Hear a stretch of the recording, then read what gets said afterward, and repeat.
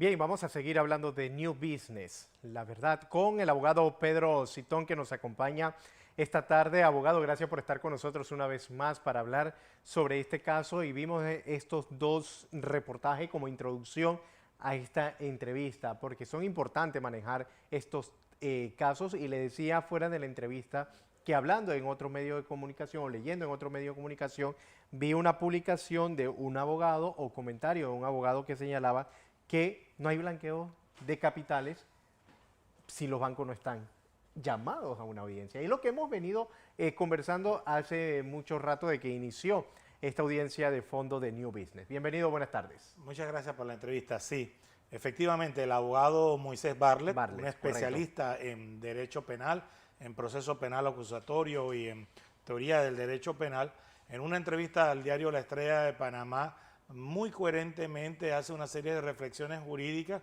y cae y concuerda con lo dicho por la abogada defensora Abril Arosemena en el juicio de New Business cuando ella dice, aquí está el CLAR de Financial Pacific, pero no el resto de los banqueros y el resto de los bancos que deberían estar aquí según la teoría del Ministerio Público. Y hasta el propio fiscal, como hemos sostenido, en un momento de desesperación, de ansiedad, dice frustradamente, pero es que los bancos se prestaron para lavar dinero. Entonces, señor fiscal, ¿por qué no llevó a estos banqueros que tú has ilustrado muy bien y los llevó a imputados dentro del proceso penal? Claro, no los lleva porque no es de su interés remecer el sistema financiero internacional, bancario panameño y demostrar entonces esta situación anómala. Una situación anómala que solo está en la cabeza, y eso es muy importante, de los fiscales, de la teoría del fiscal, porque todos los peritos y todos los banqueros y todos los abogados que se apersonaron al proceso dijeron que los fondos aportados por Ricardo Martinelli y por el resto de los imputados era un dinero lícito y que la trazabilidad había cumplido con los estándares bancarios de los comités de cumplimiento bancario. Entonces hay una contradicción manifiesta entre la teoría sostenida por parte del Ministerio Público y la realidad procesal de no haber llevado a banqueros y a bancos intervinientes dentro de todas estas operaciones bancarias. ¿Y esto es una parte, abogado, para que se dé también una nulidad en el caso? Sí, porque ahora, durante el proceso, no se presentó esa nulidad, pero posterior a la finalización de la audiencia, uno de los abogados de Ricardo Martinelli presenta una nulidad de una serie de pruebas obtenidas por parte del Ministerio Público durante un periodo de tiempo en que el presidente Ricardo Martinelli, dicho por la misma juez en un auto, mantenía el principio de especialidad. Ese principio de especialidad, que muy bien apunta el doctor Silvio Guerra en su artículo de opinión, es una institución del derecho internacional que protege a las personas que son extraditadas con un fuero para no ser investigados por ningún otro delito que no sea específicamente por el que fue extraditado a Panamá, que en el caso del señor Martinelli solamente eran por 4 delitos en el mal denominado caso Pinchazo.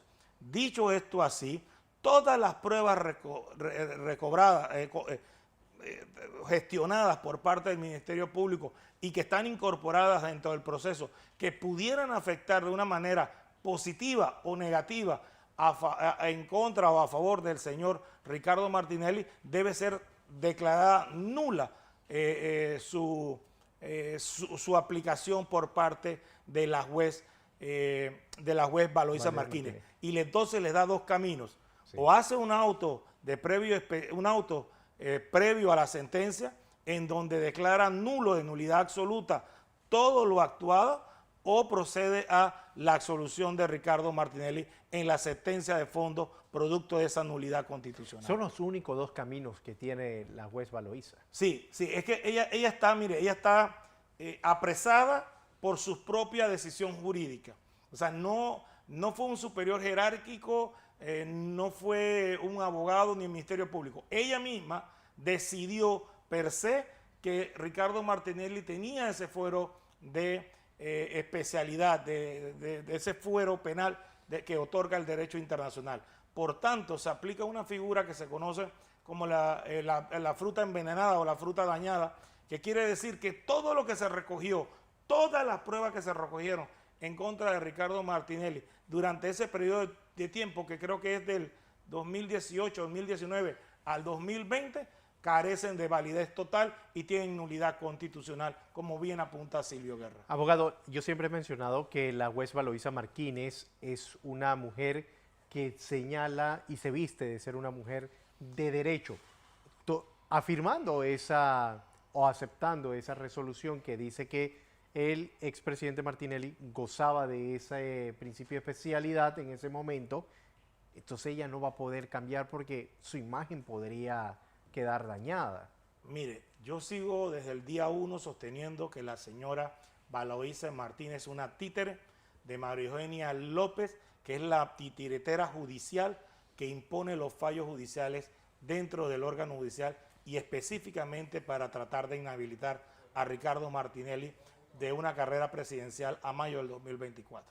Pero como usted bien apunta, ella fue una juez prepotente durante el proceso, durante la tramitología, le faltó el respeto a los colegas de la defensa, favoreció constantemente con guiños jurídicos al Ministerio Público, a los denominados Mortadelo y Filemón, y sobre todo impuso un régimen de terror que solamente fue levantado cuando le otorgó esa hora mínima a los defensores para que pudieran brindar sus alegatos. Unos alegatos contundentes que arrollaron cualquier situación jurídica y destruyeron la teoría del Ministerio Público en ese sentido. Pero aún así, la juez Martínez no puede, en su fallo judicial, no tomar en consideración las argumentaciones del abogado del señor Martinelli en ese incidente de nulidad, producto de que es parte del debido proceso. Ya de por sí tenía un duro que hacer con el tema del contrainterrogatorio que debió hacerle a los testigos protegidos, cosa que no hizo. Y otra serie de situaciones que ella obvió durante la audiencia a favor del Ministerio Público. Pero aún así, ahora la tiene aún más difícil, porque tiene un recurso donde el abogado le ha dicho: señora juez, usted no puede fallar sobre estas pruebas, y sobre estas pruebas pesa una nulidad constitucional. Por lo tanto, lo único que procede es o que decrete la nulidad del proceso en relación a Ricardo Martinelli o decrete su absolución, producto de que no hay pruebas contundentes para procesar al mismo a una condena judicial. Ahora, se le agota el tiempo a la juez Valoisa Martínez, ya estará redactado esa transcripción de esa audiencia, porque mantiene mucho en expectativa lo que está ocurriendo en la Corte con este caso. Bueno, mire, yo era de los que pensaba que la jueza Martínez iba a fallar en el acto, porque la desesperación de tener un fallo condenatorio en contra de Ricardo Martinelli es obvio y manifiesto. Sin embargo, ella tiene 30 días a partir de la transcripción y del recibimiento de una serie de pruebas que no había recibido al momento de finalizar la audiencia el día jueves o viernes 2 de junio. Por tanto, es a partir de ahí que cuentan los 30 días cuando ella reciba la transcripción y reciba las pruebas finales que requiere. Los 30 días. Adicional a ello, ella también tiene una serie de días por cada fojas que sobrepasen. Es una regla del Código Judicial. Por lo tanto, ella debería fallar como en mínimo 60, 90 días. Sería una expectativa real y un promedio si comparamos con otros casos judiciales parecidos al de New Business. Sin embargo, como usted dice, muy probablemente antes de los 30 días calendarios estaría fallando por la necesidad de apurar los tiempos procesales para poder entonces conseguir una inhabilitación en contra de Ricardo Martinelli. Pero de no darse ese hecho, de cumplir ella los tiempos de un proceso, mire, este es un proceso complejo, y además de ahora ser un proceso complejo, le meten un incidente de nulidad sobre una serie de pruebas. Que primero tiene que resolver eso. Exactamente, eso es puntual. Que primero tiene que resolver. Y si no resuelve previo, tiene que resolverlo dentro de la sentencia, lo cual complica aún más todos estos elementos. Adicional a que abogados prestantes de la localidad, como el abogado Carlos Barzallo, decía que ese caso era muy débil, debilísimo, porque no habían habido las auditorías de Contraloría que demostraran los ilícitos en las contrataciones públicas.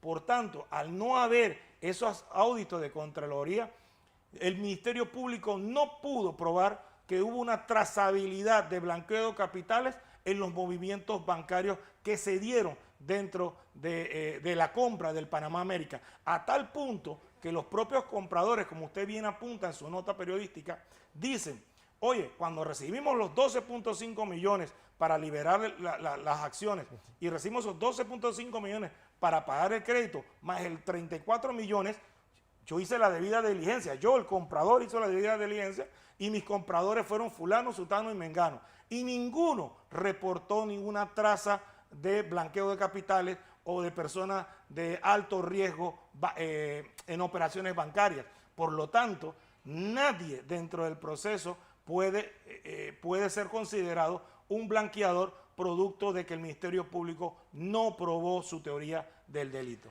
Y con este sustento que ha presentado la Fiscalía, pone en juego la reputación de los bancos. Mire, eso lo dijo muy claramente Delia Cárdenas, que fue ministra de Finanzas, embajadora y superintendente bancaria. Y ella lo dijo, mire, el torpe actuar del Ministerio Público, su torpe tono investigativo de un delito que requería mucha mayor precisión en el momento de hacer las acusaciones y aportar mucho mejores pruebas, no se logró. Y se está tratando de dañar ese sistema financiero internacional que hoy está en listas grises, producto solamente de inhabilitar a Ricardo Martinelli. Esto ya está avisado por expertos y uno lo reitera porque necesita la comunidad conocer la verdadera situación de fiscales que, no conociendo ni el derecho societario, porque el abogado Quijano les demostró lo que eran los directores nominativos, no conocían prácticas ni actividades bancarias. Ahí los banqueros que participaron de las declaratorias se lo demostraron claramente a los fiscales, pero sobre todo no conocían sobre el delito de blanqueo de capitales y no lo pudieron mostrar. Y lo que mostraron fueron testigos protegidos que jamás se les pudo hacer una contrainterrogatorio producto del juega vivo de los propios miembros del Ministerio Público, que dijeron inocentemente, no, nosotros hemos entregado esto y ellos no han venido, cuando realmente el Ministerio Público tiene que buscar la verdad material, la verdad procesal de lo que está sucediendo. Y eso en este caso no se dio, sin contar que a pesar de que el perito, el mal llamado perito, dijo que los dineros aportados por Ricardo Martinelli eran lícitos, él ni siquiera su informe de auditoría pudo demostrar a ciencia cierta que había habido blanqueo de capitales, que es el kit del asunto. Mire, cuando son delitos tan técnicos, la gente cree que porque tengo 300 pruebas, 400 testimonios, ya he probado el delito. Mire, las pruebas no se pesan, las pruebas se cualifican y en esa cualificación de las pruebas se valoran su verdadero sentido, porque con una prueba usted puede condenar. Sí. Entonces eso fue lo que no se dio en ese proceso. Lo que se dio fue un show mediático, un verdadero show mediático, a tal punto que ciertos actos de donaciones políticas los trataron también de elevar como blanqueo de capitales, cuando los fiscales no lo pudieron demostrar. Listo, abogado Sitton, gracias por estar con nosotros este mediodía hablando sobre este caso New Business.